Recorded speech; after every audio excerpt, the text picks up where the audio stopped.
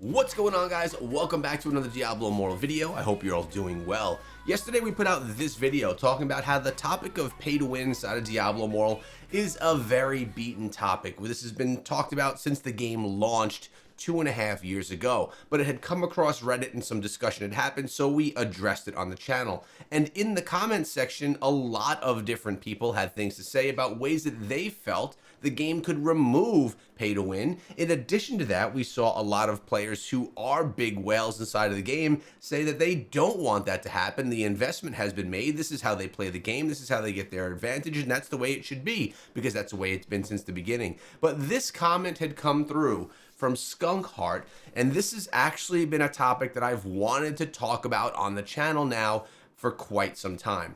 He says this could be done with the creation of free-to-play servers. So that is what we need to talk about here today. I know a lot of people think that free-to-play servers are the way to go, are the way to make Diablo Immortal perfect so that it's good for everyone. But really, is that, one, even possible? And two, would it benefit the game at the end of the day, or would it hurt the game? Now, obviously, I'm not talking about would it benefit players or hurt players, but would it benefit the game as a whole and the whole ecosystem of Diablo Immortal? Now, of course, inside of the game right now, we already know that if you want to progress anything, if you want to really build up your gems and all of that kind of stuff, you need to purchase bundles, which can get quite expensive, and as time goes on, there are more and more of these. We have our free one we could claim right now, though, by the way. We have a bunch of the other elements, like the services, where you can get the Battle Pass, you can get the Boon of Plenty, which I think is actually fantastic value in both of those if you want to be a spender.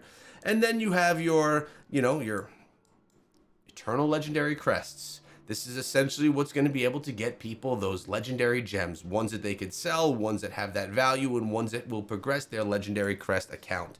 And then you have your currencies as well, where people spend tons of money on orbs, the premium currency inside of Diablo Immortal.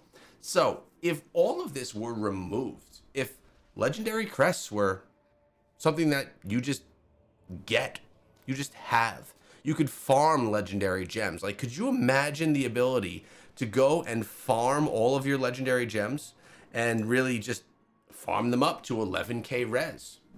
That would be a free-to-play model, a way where you can do this in a reasonable amount of time. If it took you 2 months of farming to get yourself a rank 10, 5 out of 5 Blood-Soaked Jade gem with full resonance inside, I mean, that would be pretty darn awesome if we were able to do that. But what does it do for the servers that are not free-to-play?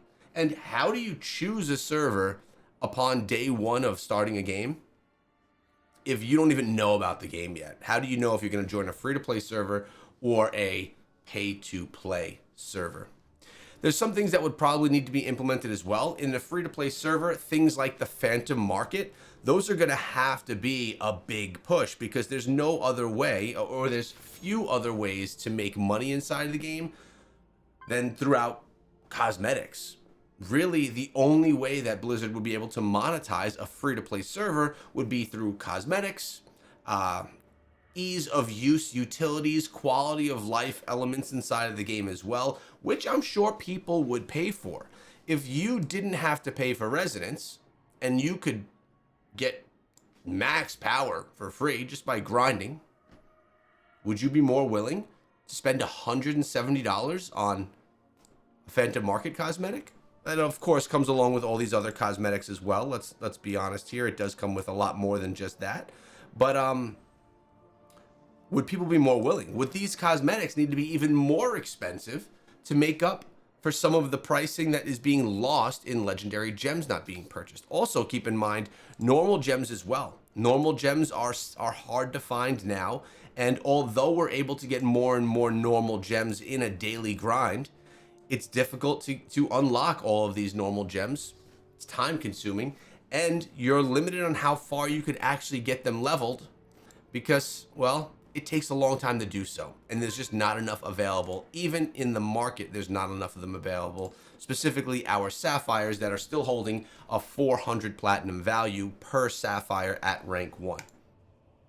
Also, when we think about our space, our stash space, the amount of space we have here, this is something that could be monetized on a free-to-play server where you have very limited stash space. Maybe you only have 2 scrolls worth of stash space and that's it. And if you want more stash space, you have to pay for more stash space. That could potentially be part of some of the services inside of the game. And I actually believe it is part of one of the services in the game. I don't know which one, I forget which one it was, but one of them, I believe, possibly the Boon of Plenty, gives you a little bit extra stash space. Does it say it right here?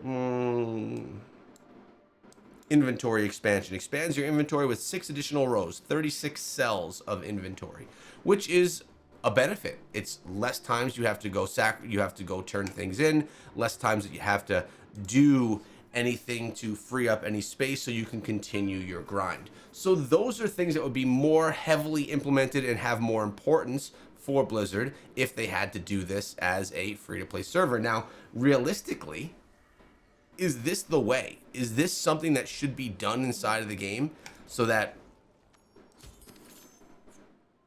I guess the majority of players could be happy with how everything turns out? Again, the whales, would this impact, okay, first off, would this impact our whales, our heavy spenders, in a negative way if they were free-to-play servers? Do they care? I don't think a lot of them care if there's free-to-play players and if there are heavy paid players. I don't think that matters to them. I think what they care about is the competition that they experience at the highest of levels. The levels that most of us are not at because we don't have the levels to compete at that point.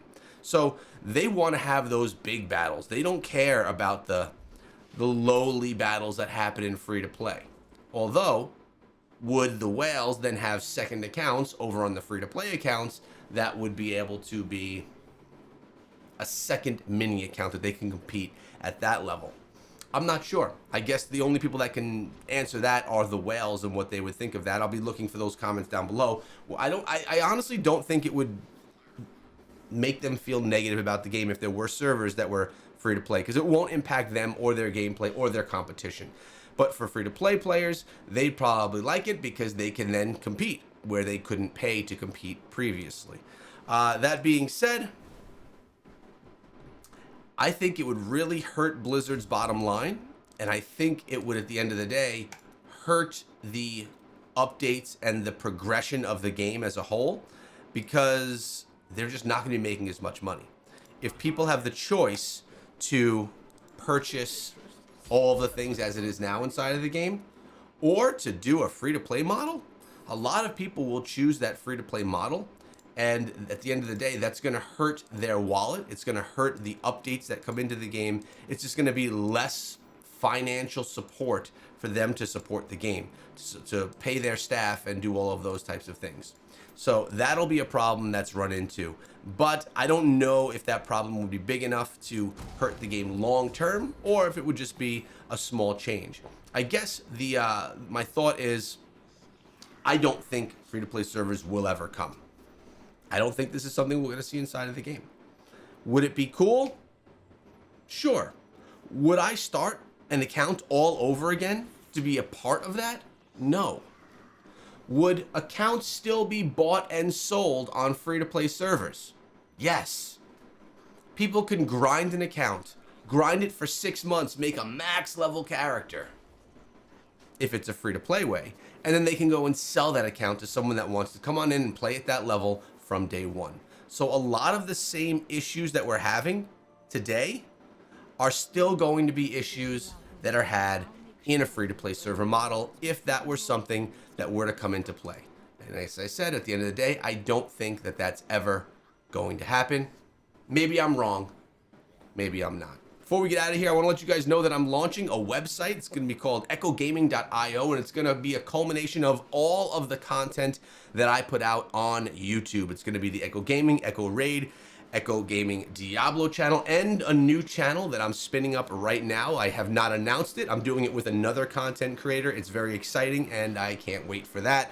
This website is going to be insane, having everything, tools, etc. So make sure that you take a peek at it and bookmark it on your dashboard or save it on your phone. This should be up in just a few days. I'm thinking 2 to 3 days. We're going to have content on the echogaming.io website. I'd love to see you guys come on over there. Hope you have a great day, and I'll see you back here tomorrow.